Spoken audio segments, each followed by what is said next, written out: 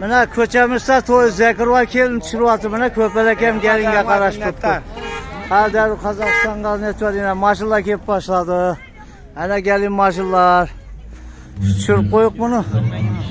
Ertang xafa bo'lmadi mana Sardor Saidov.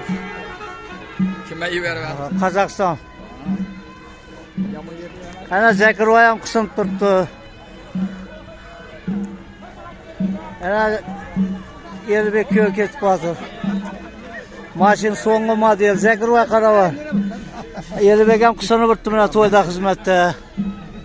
Qaravar bajangni chiqarib o'tirib.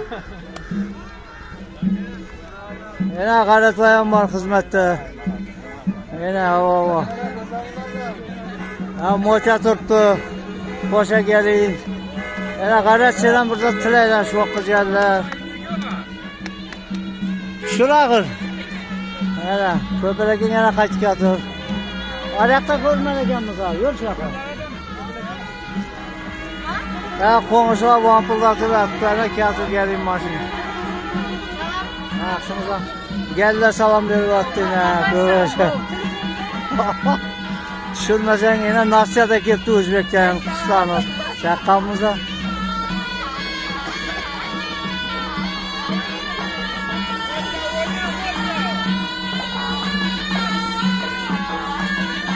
Yana qo'shalaq keling keladi, qo'shalaq keling.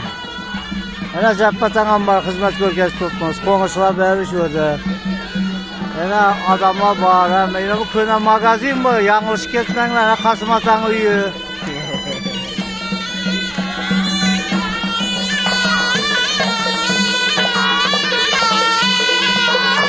Tez o'ynatib qo'yibdi Zakirova. Qo'shalaq keling keltiring.